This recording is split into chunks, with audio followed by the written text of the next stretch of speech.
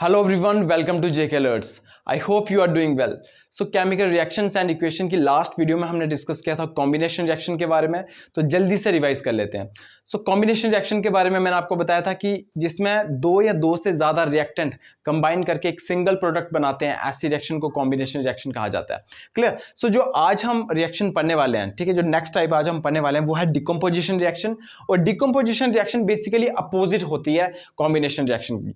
ठीक है, combination reaction में दो या दो से ज़्यादा रिएक्टेंट कंबाइन करके एक सिंगल प्रोडक्ट बनाते हैं, बट डिकम्पोजिशन रिएक्शन में क्या होता है, एक सिंगल रिएक्टेंट, ठीक है, डिकम्पोज होता है दो या दो से ज्यादा प्रोडक्ट में।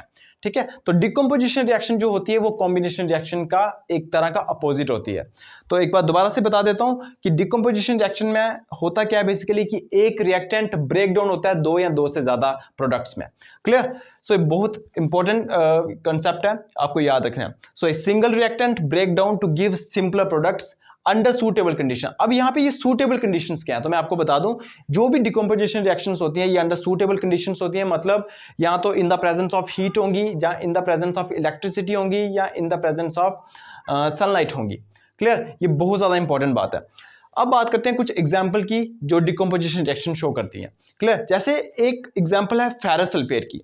ठीक है, फेरस सल्फेट अगर आप आप कभी लेबोरेटरी में गए होंगे, ठीक है, जिनका केमिस्ट्री वगैरह सब्जेक्ट रहा होगा उनको मे भी पता हो। क्लियर, जो फेरस सल्फेट होते हैं ये ग्रीन कलर के क्रिस्टल्स होते हैं इसके। ठीक है, लैब में बिल्कुल इजीली से मिल जाता है, कोई प्रॉब्लम वाली बात नहीं है इसमें। ठीक है, फेरस सल्फेट जो है इसका फॉर्मूला होता है FeSO4, और इसका जो क्रिस्टल्स होते हैं वो ग्रीन कलर के क्रिस्टल होते हैं। तो अगर आप कभी बॉइलिंग टेस्ट ट्यूब में ग्रीन कलर के क्रिस्टल फेरस सल्फेट के लोगे और इसको आप हीट करोगे, देखो हीट क्यों करना है, क्योंकि मैंने आपको कहा डिकम्पोजिशन रिएक्शन जो होती हैं वो अंडर सूटेबल कंडीशंस होती है। और सूटेबल कंडीशन मतलब या तो in the presence of sunlight होंगी, या in the presence of heat होंगी, या in the presence of electricity होंगी। क्लियर, ये होती है सूटेबल कंडीशंस, ये आपको याद रखनी है। तो जब कभी भी आप फेरस सल्फेट के green crystals boiling test tube में लोगे और उसको हीट करोगे, ठीक है, तो आप ऑब्जर्व करोगे कि उस टेस्ट ट्यूब से एक बहुत गंदी सी स्मेल आ रही है, और वो जो गंदी सी स्मेल आ रही होगी वो सल्फर डाइऑक्साइड की होगी। ठीक है, जब कभी भी लेबोरेटरी में बहुत ज्यादा गंदी स्मेल आए, समझ लेना वो सल्फर डाइऑक्साइड की है। क्लियर, सल्फर डाइऑक्साइड की स्मेल आती है उस टेस्ट ट्यूब से। ठीक है, एक कंपाउंड बनता है ferric oxide, Fe2O3, ferric oxide brown colour का ये बेसिकली बनता है। क्लियर, एंड सल्फर ट्राइऑक्साइड, ये गैस रिलीज होती है। तो बेसिकली हुआ क्या कि जैसे ही हमने फेरस सल्फेट को, ठीक है, हीट किया, तो वो फेरस सल्फेट जो कि ग्रीन कलर के क्रिस्टल थे, हीट करने के बाद वो ब्राउनिश में चेंज हो गया, वो ब्राउन कलर में चेंज हो गया। और वो ब्राउन कलर जो बना, कंपाउंड बना, वो था फेरिक ऑक्साइड। और साथ में एक बहुत गंदी सी स्मेल आई उस टेस्ट ट्यूब से, वो किसकी थी, सल्फर डाइऑक्साइड की, और साथ साथ में सल्फर ट्राइऑक्साइड भी रिलीज हुआ। तो देखो यहाँ पे एक सिंगल रिएक्टेंट, ठीक है, ऑन हीटिंग बेसिकली आपको तीन प्रोडक्ट दे रहा है। क्लियर, ठीक है, फेरिक ऑक्साइड दे रहा है, Fe2O3 दे रहा है, SO2 मतलब सल्फर डाइऑक्साइड दे रहा है, और सल्फर ट्राइऑक्साइड दे रहा है। तो ये एक रिएक्शन है डिकम्पोजिशन रिएक्शन की। डिकम्पोजिशन का मतलब ही होता है टूटना। अब बात करते हैं दूसरी एग्जांपल की। जैसे यहाँ पे मैंने लिखा हुआ है lead nitrate. Lead nitrate basically white colour का पाउडर होता है।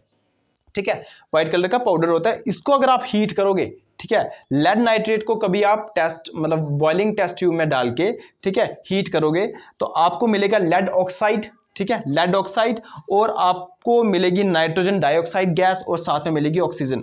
जब कभी भी आप इस एक्टिविटी को परफॉर्म करते हो लेबोरेटरी में, तो आपको क्या करना है, एक टेस्ट ट्यूब लेनी है जिसमें आपको लेड नाइट्रेट डालना है, लेड नाइट्रेट का पाउडर डालना है। क्लियर, और वो जो टेस्ट ट्यूब लेनी है वो बॉइलिंग टेस्ट ट्यूब होनी चाहिए, सिंपल वाली नहीं होनी चाहिए, क्योंकि इनमें डिफरेंस होता है। बॉइलिंग टेस्ट ट्यूब को हम ज्यादा देर हीट कर सकते हैं, जो सिंपल वाली टेस्ट ट्यूब होती है उसको हीट करने पे वो क्रैक आ जाता है उसमें। क्लियर, तो बॉइलिंग टेस्ट ट्यूब लेनी है। फिर आप उसको जब हीट करोगे तो आप देखोगे कि इस टेस्ट ट्यूब में से ब्राउन कलर के फ्यूम्स बाहर आ रहे हैं। क्लियर, ब्राउन कलर के जो फ्यूम्स आ रहे होंगे वो नाइट्रोजन डाइऑक्साइड के होंगे।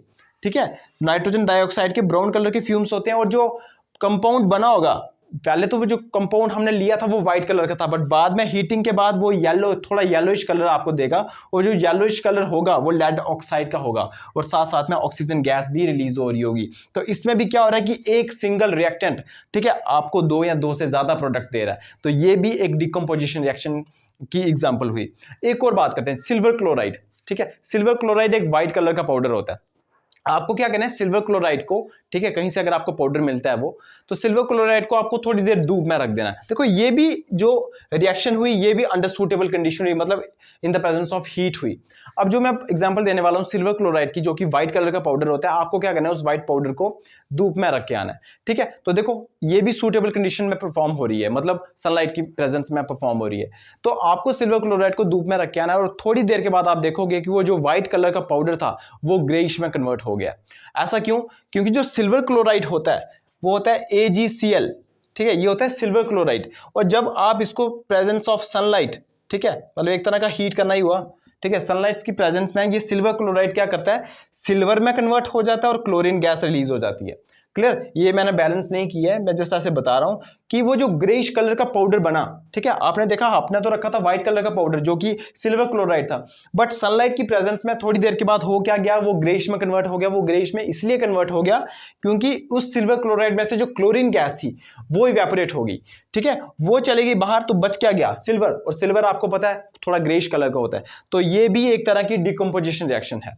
क्लियर? आपने इलेक्ट्रोलिसिस नाम सुना होगा, इलेक्ट्रोलिसिस ऑफ वाटर, ये बड़ी सारी चीजों की हम इलेक्ट्रोलिसिस करते हैं। इलेक्ट्रोलिसिस का मतलब होता है किसी भी कंपाउंड को ब्रेक डाउन करना in the presence of electricity, that is called electrolysis. मतलब जब कभी भी आप पानी की इलेक्ट्रोलिसिस करोगे, वाटर की इलेक्ट्रोलिसिस करोगे, ठीक है, तो आप कैसे करोगे, आप इलेक्ट्रिसिटी उसमें पास करोगे, और जैसे इलेक्ट्रिसिटी पास करोगे तब जाके पानी जो है वो टूटेगा। क्लियर? जिनमें भी वो कंपाउंड्स बने हैं, मतलब हाइड्रोजन और गैस, आपको पता है हाइड्रोजन और ऑक्सीजन गैस से मिलके वाटर बनता है, तो वो हाइड्रोजन और ऑक्सीजन गैस तब देगा जब आप इलेक्ट्रिसिटी उसमें से पास करोगे। क्लियर? सो ये कुछ एग्जांपल्स है डिकम्पोजिशन रिएक्शन की। आई होप आपको क्लियर हुआ होगा। मिलते हैं नेक्स्ट वीडियो में, टिल देन गुड बाय।